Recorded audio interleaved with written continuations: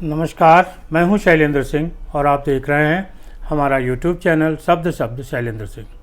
हम बात करेंगे उत्तर प्रदेश में कल राज्यसभा के 10 सीटों के लिए जो चुनाव होने वाला है।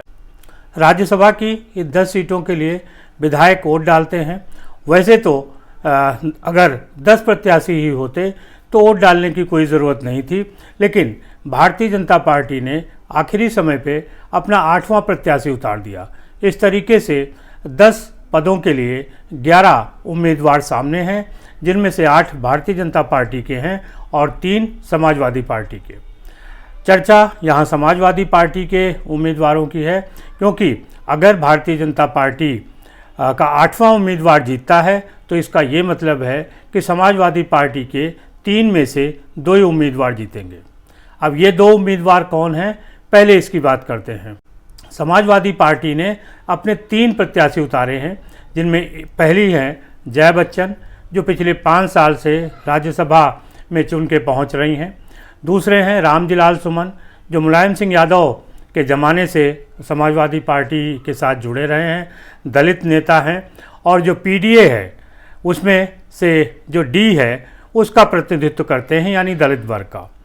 तीसरे प्रत्याशी हैं सरकार में मुख्य सचिव रहे आलोक रंजन, पूर्व आईएएस ऑफिसर हैं और समाजवादी पार्टी के काफ़ी निकट हैं। 2022 का जो मैनिफेस्टो समाजवादी पार्टी का बना था उसको उन्होंने लीड किया था और तब से वो समाजवादी पार्टी के काफ़ी करीब हैं। हालांकि आलोक रंजन अखिलेश यादव के तब से करीब हैं जब अखिलेश यादव मुख्यमंत्री थे और उन्होंने जावेद उस्मानी को हटाकर आलोक रंजन को अपना मुख्य सचिव बनाया था।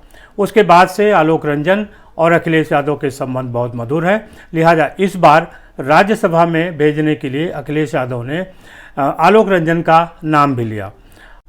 पीडीए में बगावत इसीलिए हुई क्योंकि अखिलेश यादव ने जो 2 प्रत्याशी हैं आलोक रंजन और जया बच्चन, वो सवर्ण कोटे से लिया। संख्यक कोटे से समाजवादी पार्टी ने कोई प्रत्याशी नहीं लिया और पिछड़े वर्ग से भी नहीं लिया।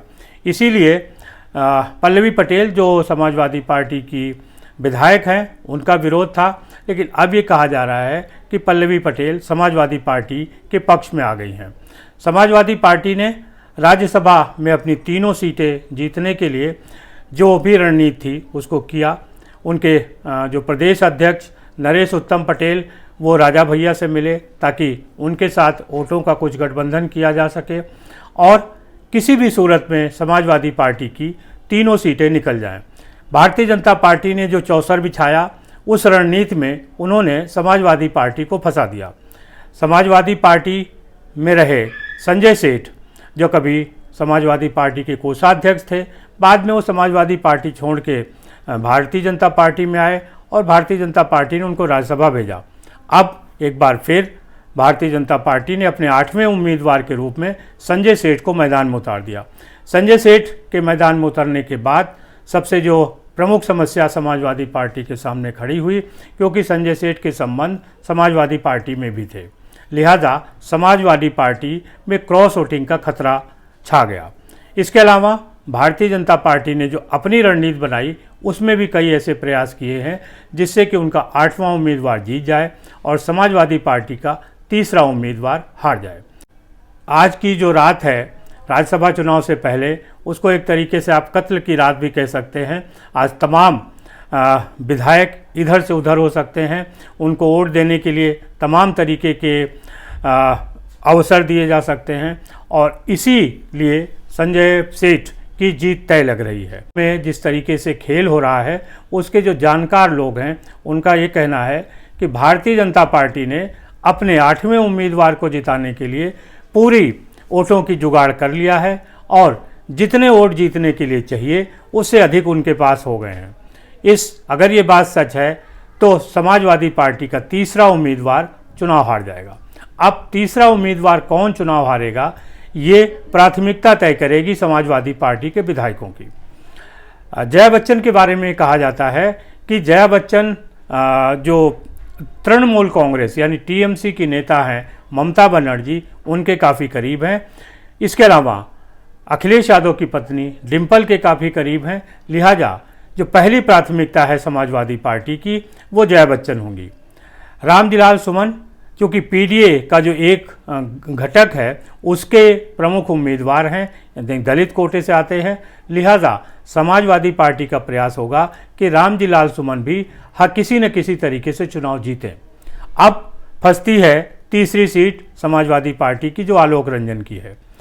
ये कहा जा रहा है कि समाजवादी पार्टी इसी सीट पे दांव लगाएगी और अगर वोटों का जुगाड़ नहीं हुआ तो आलोक रंजन चुनाव हार सकते हैं।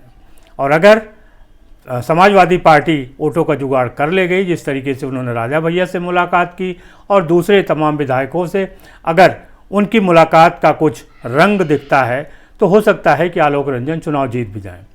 बहरहाल अभी तक की जो स्थिति है उसके अनुसार भारतीय जनता पार्टी अपना 8वां उम्मीदवार बड़ी आसानी से जिताने जा रही है और अगर ये जीत होती है तो निश्चित तौर पे समाजवादी पार्टी में क्रॉस वोटिंग होगी और जिसके चलते संजय सेठ चुनाव जीतेंगे।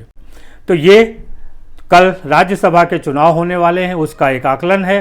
अब कल देखेंगे कि ये आकलन कितना सच हुआ और कितना नहीं।